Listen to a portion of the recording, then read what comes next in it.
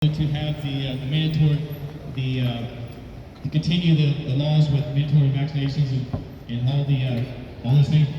I was with my amplifier as the Andrews was speaking. I had the full volume on my mic, and I was aiming it right toward the Parliament, and I said, "Sack the Andrews." So when the Andrews was speaking, you could hear my voice on his mic, and so it's amazing. And so, just with the police, they want to do the right thing. They want to protect society. But we want you to stand with us. What's amazing is, people don't know this. How many people know this fact? 200 policemen, they said, we're going to go sick leave. 200 policemen in Canberra, they went on sick leave. There was 25 policemen that quit in Canberra. 25 policemen quit Canberra because they saw what was happening.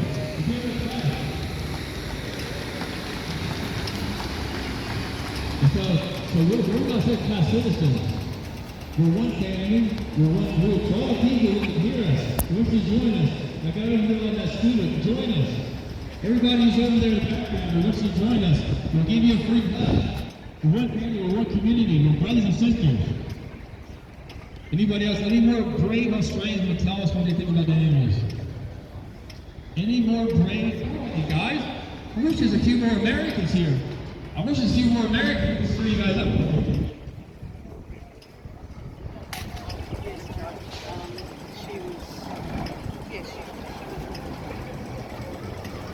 G'day. My family put me up to this.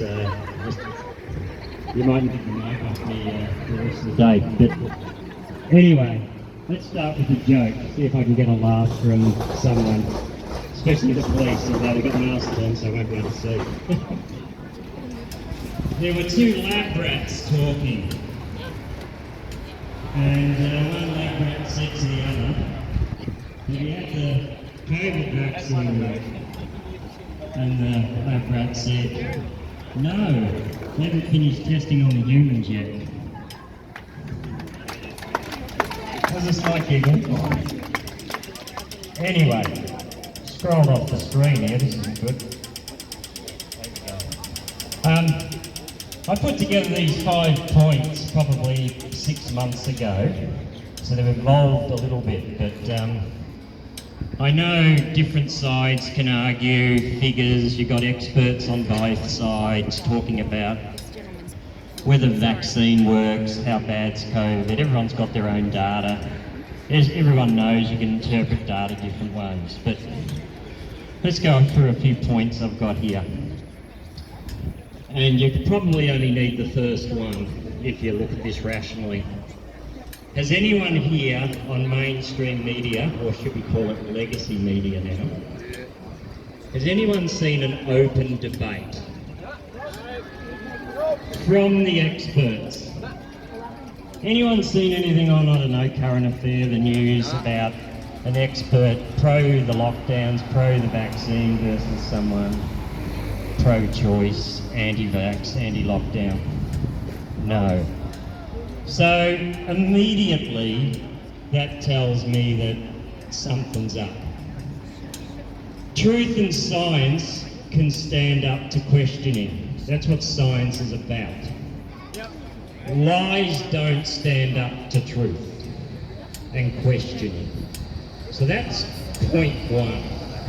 So the fact that we're not getting this tells me that something's up. So you can stop there if you want and forget your facts and figures. Until you get that, you don't need to go to the next point. Anyway, if you want to go to the next point.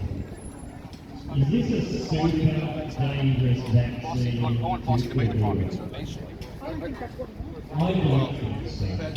I think it's quite dangerous to... I say virus. This is a super dangerous virus that we're doing. I don't think so. It can be dangerous to the elderly, to those who are immunocompromised. So I don't think we did enough in the beginning to protect those who are most at risk. We probably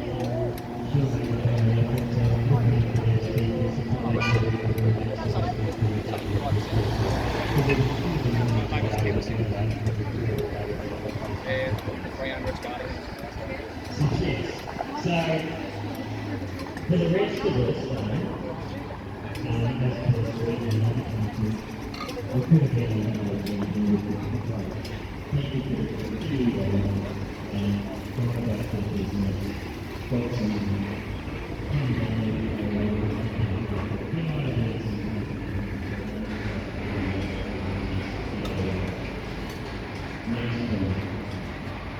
alternative methods or non-lethal approaches to instead of the vaccine. Some of those I can't pronounce, ivermectin, all those other things. In our particular case, my lab usually cocktails and liquid vitamin D. One of the Chinese celebrities called ADHD, and we were taking things before we got it, and we raised it up when we got it. We all had Delta, late November, we tested positive, all of us. Not one of us spent one day in bed. One of my children spent half a day in bed. And Labour's still saying, oh no, we won't do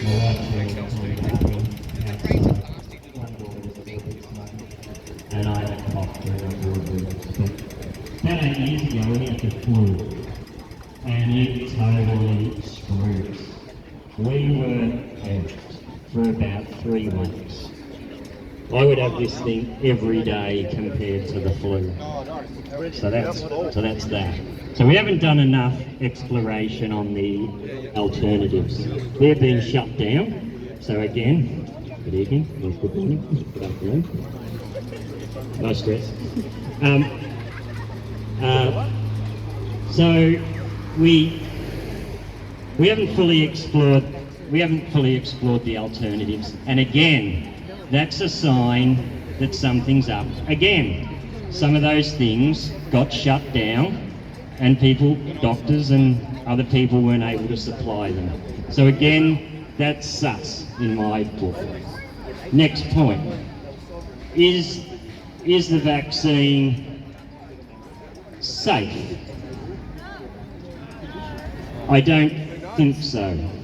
We can debate it, but it clearly can have adverse reactions. Whilst you can have something that has adverse reactions, in my opinion, you should not be forcing people to have it. Because there's a danger, and I think anyone who's forced to get it, if there's any adverse reaction, if you had a good legal system, the people forcing it should be fully accountable for it. I'd be interested if someone went into the doctor to get their vaccine or the centre, and I'm not sure if they have to fill in a form or whatever they have to do because I haven't had it, but the person said, "Do you consent to this?" And you go, "No, I don't consent to it." Well, what are you doing here? My employer sent me here. Well, should the employer put the needle in my arm? So, I don't know, that's what would have happened if I went to the doctor. I would have said, "I don't consent, you're going to have to hold me down and put it into me." So, again, it's not safe, so you shouldn't be forced to have it. And then the next thing, is it effective anyway? I don't think so. I heard yesterday the leader of I'm not sure the official police name, but they're talking about the police having to force to get the booster in a short amount of time. Now, as I understand it, all the police are 100% vaccinated, like most people in a variety of professions are 100% fully vaccinated. But I hear of staff shortages in the police force, in the hospitals, and nursing homes and schools. So that tells me that the vaccine is not effective in reducing people getting it or spreading it. So if it doesn't stop you getting it, doesn't stop you transmitting it, what does it stop? Everyone then says, everyone then says, okay, here's our last chance. What it does is explain to stop you from getting really sick or dying. I was speaking to a friend in the car this morning. When has the government ever cared about what people were doing and keeping them safe? Does the employer, when someone walks into work, do a body fat measurement? Does the employer walk around and say, let me take that McDonald's off you, it's bad for you? Are you skydiving on the weekend? I don't think you should be doing that. The employer and the government doesn't give a stuff about people's health. Now, if they did, there'd be a hell of a lot of changes around what's in the supermarket. You wouldn't have an aisle filled with soft drink and shit like that. So, we've come to the point where we know all this. We know the vaccine doesn't stop you getting it, doesn't stop you transmitting it. It's debatable whether it stops you getting really sick or not. I didn't have it and I didn't die. So I'm just wondering where it all stops. Like, what's the point of actually having it? And in terms of mandates, like going into work, I haven't been into the office for 2 years. Fortunately, I'm able to work from home. But if I was to walk into the office, being vaccinated or not vaccinated should no longer be a determining factor whether you should have a job.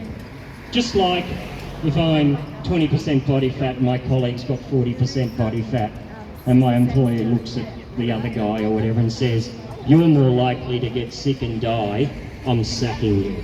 So, thanks for your time, and I'm sure most of you agree with what I said. And it's just nice to get up here and be able to talk to you all today. Thank you very much. Pretty cool. What's your name? Charlie. Give it up for Charlie, amen. And so, actually, we're kind of like a counterculture, aren't we? You know, the culture says you got to get the vaccinations, you get a good job, you get the vaccinations, everything will be hunky-dory. But the people who don't get the vaccinations, we're on a different culture, a different plane. And so we have to create a counterculture. We're not going to go along with what's happening. So we're going to have listen more rallies here. So I'm going to say something, so repeat this. My body, my choice. My body, my choice. Okay, now we need some more brave Australians. Okay, so tell me what you think about, we need some more brave Australians. Come on, guys. See, I was in America for about 35 years, and if I said that to Americans, everybody would stand up and start running to me. Here you go. Hi everyone, Michael's my name, thanks for coming down. I'm making a bit of a stand. There's a lot of people in Canberra at the moment making a bit of a stand. I was there last week, it was fantastic. Yeah, so something to say to Dan. You know, Dan's got to go, and he's going to have to face some kind of trial. They're committing crimes, and I know the police over here don't quite believe that, but believe me, once you get around to it and do some research, you'll find some things out for yourself. What I'd like to talk about, and what no one seems to talk about, is the cost. The cost of what's been done. Like, there was no choice. We had to lock down. Remember, it was 14 days to flatten the curve. Now it's 3 jabs to keep your job. Can't travel, can't live a normal life. What about all the businesses that are gone, coming back? So you've got a whole lot of people who've lost their jobs, might not be able to get their jobs back. You've got a whole lot of people who've been forced to take a jab and suffer adverse consequences in order to keep their job. So you've got Australian families right now going hungry, really concerned about their future, their financial prospects. People have been kicked out of their house. Obviously, suicide rates have gone through the roof. I had a conversation with some people in council, and they were telling me about the challenges they're having with their staff, dealing with the children who were not turning up to school, self-harming, and all the rest of it. The cost is incalculable. And there was never a choice. There was never a choice.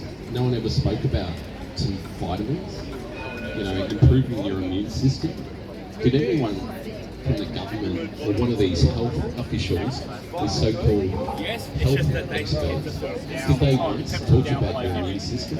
Tell you to drink some more water, have some vitamin C, D and zinc, which the experts, the medical experts around the world, will tell you will prevent you catching the dreaded COVID, cold. Did they ever say, let's have an apple a day, go for a walk, Australia, get healthy? No, they said, get in your house, get out of the sun, stop exercising, don't look at the sunset. Remember when they said that? Do you remember when they said, who was that? What moron was that? Chant, don't talk to your neighbours. Now's the time not to talk to people. Now's the time to get isolated. Now's the time to shut down and get in your hole. Let's get in front of the TV and feel the fear. Feel it, viscerally. So you walk out the door and you're freaking out for your health. Remember, back in February of 2020, when you saw images of people dropping on the streets in China. Do you remember that? Do you remember that? Have you ever seen anyone drop dead on the street?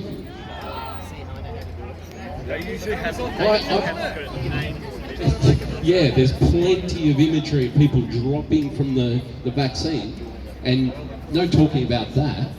I mean, and again, you guys are police officers, you've had your vaccine, I don't believe it. Check how many soccer players have just died. I saw a video, it was the Sri Lankan women's cricket team. 2 of them dropped, literally within seconds of each other. And so, and we call it safe. Safe and effective, you've been told safe and effective. Do you remember that, being told safe and effective? If it kills you or maim you, it ain't safe. Just, I don't know what definitions you guys live by. We're going to go by the old ones. And if you can still catch it, and you can still spread it, and you can still get sick, you can still go to hospital and die, it ain't effective.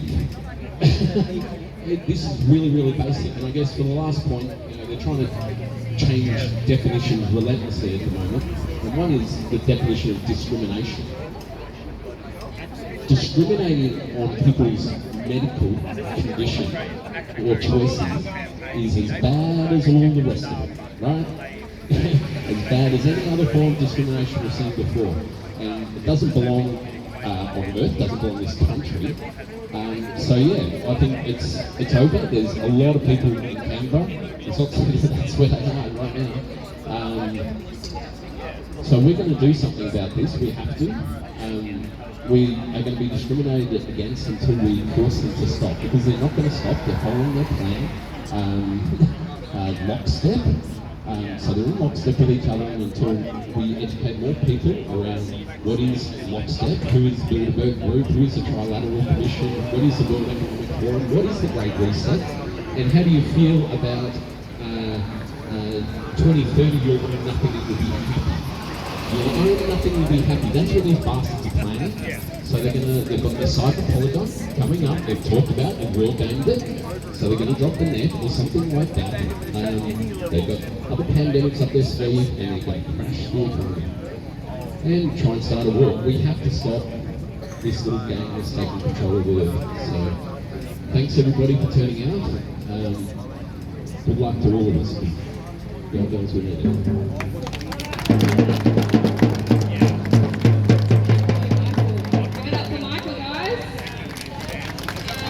Okay, the March of Canberra is turning up to Parliament. I believe there are some speeches that are about to start. They're starting now, so I'm just trying to figure out Sorry, you got the yeah, you got the guaranteed up cost.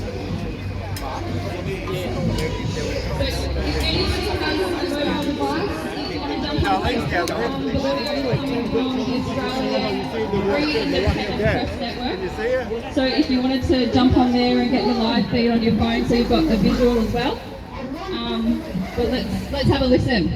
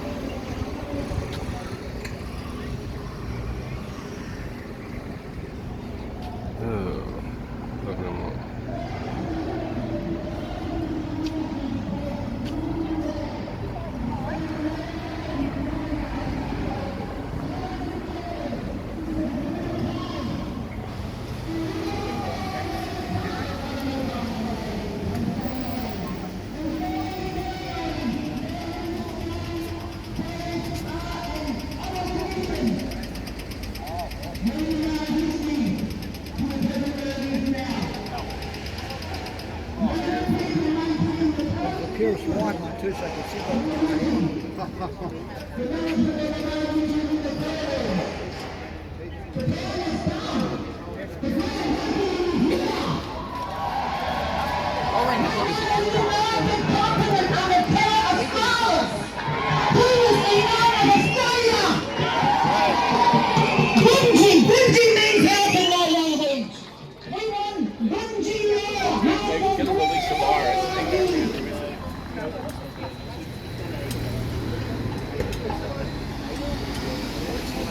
There it goes then. So let's do the break and chant, shall we?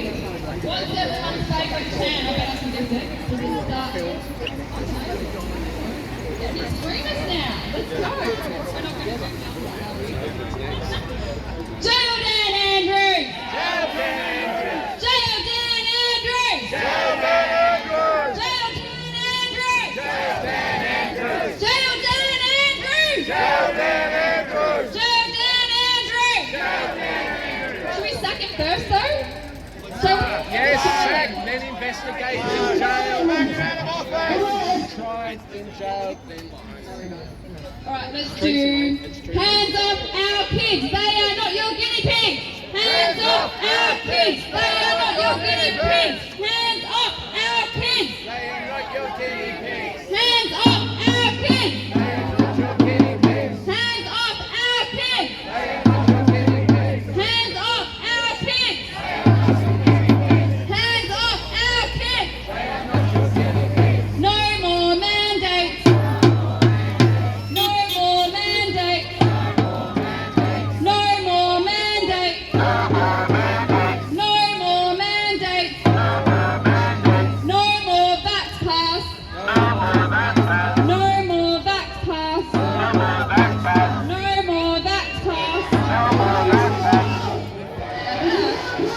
There are so many people there.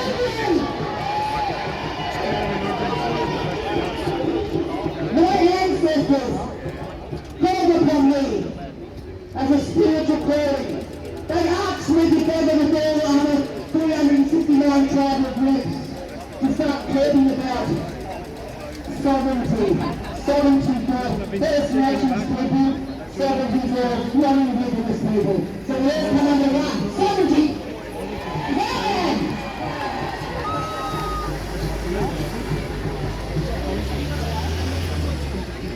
United in truth, our First Nation sovereign people, calls out to everyone to stand with us and create a new way forward. We need to return to the natural world of the land. Their world is about greed and control and corruption.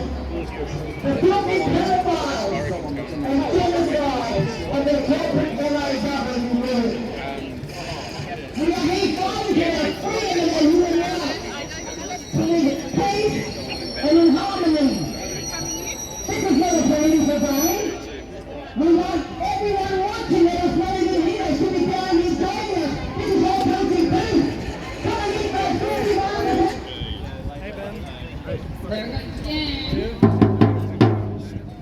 go. Let's do Free Victoria! Free Victoria! Free Victoria! Free Victoria! Free Victoria! Free Victoria! Free Victoria! No jab, no jab, no way! No jab, no way! Put your hands up if you've lost your job because of the mandate. Wow, this one's great. No jab, no way! No jab, no way! We'll listen again.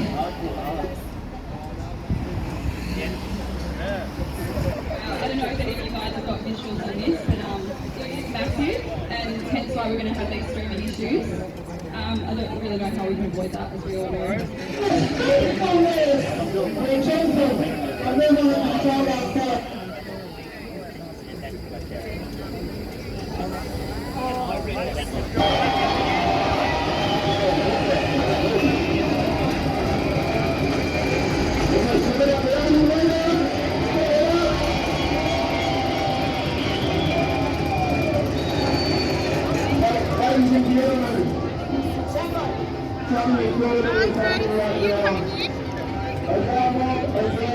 to start the year about 200 years. You what? The numbers are huge, and I've just seen a little footnote to what Michael said earlier. He asked a fantastic question, have you seen people dropping to the ground? Well, let's not forget the 70-year-old lady in the red coat.